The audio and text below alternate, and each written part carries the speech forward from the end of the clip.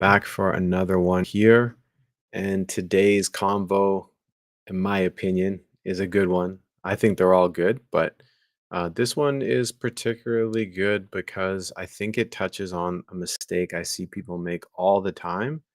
And that mistake is quite simply put, doing the wrong exercises that make their back pain worse, right? And so this again, like I said, is super common because there's a lot of they call them myths or maybe just confusion around what you should be doing, how you should be doing it, what's the best exercises to actually help you move on from your back pain, things of that nature. So I want to kind of clarify and clear up any of those confusions right now. That's going to be the whole point of this conversation is just to get crystal clear on exactly what mistakes you might be doing.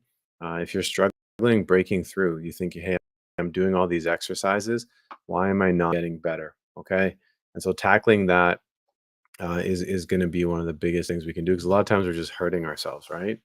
I used to believe in my journey that more movement meant more relief. So, like, I used to stretch constantly. I would do exercises that I found online. I would just push through the pain, thinking that if I was getting stronger, everything was going to get better. That remember, if you have sciatica, if you're dealing with disc issues, that isn't always the case, especially if you have chronic pain. It just isn't the case. Okay. So when I was doing all that stuff, I wasn't feeling better. I would actually feel worse, right? So it wasn't like I was like, "Oh man, I'm feeling great." No, it was quite the opposite. And so, plenty of heavy lifters and people who stretch all the time, they suffer from chronic back pain because it's not always how much you do. It's more about how well you do it or what you're doing. Maybe is better put. So, loading bad movement patterns with heavy lifts or just overstretching muscles that are weak already can actually just make the problems worse and they just increase the risk of injury, right? And that's not what we want. And so, a key to a strong pain free back isn't moving more weight or stretching, it's just better movement, simply put. Okay. So, more strength doesn't guarantee a pain free back. That's a common myth among people all the time is that strength is going to solve the problem, right? It's like, oh, I just got to get stronger. But I know very strong people, and I was one myself that I had plenty of strength, but I was in pain. So it's not enough if your movement quality is poor. So a strong bad movement is still a bad movement. You know what I mean? So if you're lifting super heavy with poor form and you have back issues, you can develop worse issues. Okay, despite being strong. So there's people who like stretch all the time. If you're like a chronic stretcher, then you can also run into those same issues because in those cases, you might just be stretching out muscles that need strengthening, right? And it's just making that pain worse, right? It's making the muscles more unstable and more prone to injury. And so adding weights to faulty mechanics or overstretching, like they reinforce essentially the habits and they increase the chances of risk. Okay. So true back health comes from balancing strength, stability, mobility. It's not just lifting heavy or stretching more. It's super important. Next big thing here is functional movements build habits that translate to real life. So your workouts shouldn't just make you perform better in the gym. They should make everyday movements easier and pain free. So I see people at the gym all the time. They struggle to get off the bench because they're in so much pain. It's just crazy, right? Like they literally are struggling to get off the bench or they're struggling to get down because they're in so much pain, but they're working out hard, right? And so if you're trying to get out of back pain, like that's all good and fine, but you might as well use your energy towards actually building yourself up, right? So that's what you should be focusing on. So if an exercise doesn't help you sit, stand, bend, or lift better, it's not necessarily serving you. So traditional exercises don't always translate to real life strength. Functional movements focus on stability, mobility, and coordination. So if you're just sitting there banging out a preacher curl where like your arms resting on it and just building your muscles, that is not helping you, right? And that's an extreme example, but I think you get the point here. Um, Another key thing that we want to do here is we want to train your body and move as a system instead of isolating muscles. And this helps prevent imbalances that lead to pain. I see this all the time where people can't do dynamic movements, right? Like a simple hinge movement, or they can't squat properly. And so it's so important if you can do that while you're training and you can translate it to everyday life. You're going to be able to do things like carrying the groceries, getting up from the floor, getting out of the car, playing with your kids. The right exercises really should support the way you actually move in everyday life. Now, there's nothing wrong with strength training at all. I mean, strength training is part of this solution. But if you're focusing on workouts that are like, as you used preacher curls like an example again, you're just missing the point. Okay. So just make sure that like the things you're doing are important and they're leading towards you getting out of this hole that you're in. Okay. And if you start to focus on this, like these things that are real life movements, functional movements, you can build strength in a way that supports your daily life for long term back and body health. That's what you're looking for, right? You're looking for long term resilience here. Okay, next big thing here is the exercises you're doing might not be designed to fix your back pain. Okay, so not all workouts are intention matters, right? Not all workouts are built the same. If you're built working out like a bodybuilder's sole job is to build their body. It's not to get stronger. It's not to get more explosive. It's not to get more athletic. It's definitely not to necessarily fix their back. Okay, and so not all workouts are created equal. And they're definitely not all created for pain relief or recovery in mind.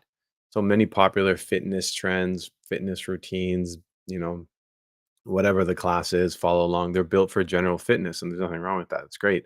They're built for strength, nothing wrong with that. That's great. Built for flexibility, again, nothing wrong with that. Those are all great. But that doesn't mean that they're helping your back. That doesn't mean you're helping heal your back, right? If your doctor just said go move more, yeah, that's great. You want to move more. Hey, go for a walk, right? Get out there. But that doesn't mean that you're just doing a high intensity class and pushing through the pain, right? If like, oh, I'm supposed to be doing this and you're feeling all this pain and you keep going, that's not a recipe for success. So random exercises from YouTube or Instagram, they like again, they might be good for just general fitness, but they fail to address the specific imbalances or movement restrictions that you might have. Yoga and stretching classes, they can improve flexibility. In the sense of yoga, they can make you more zen and all that stuff. Yoga's great.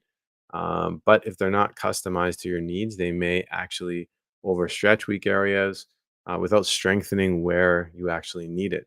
And then again, like I mentioned before with bodybuilders, traditional gym workouts, they focus on lifting more weight, not necessarily on teaching you how to move in a way that protects your spine, right? So important.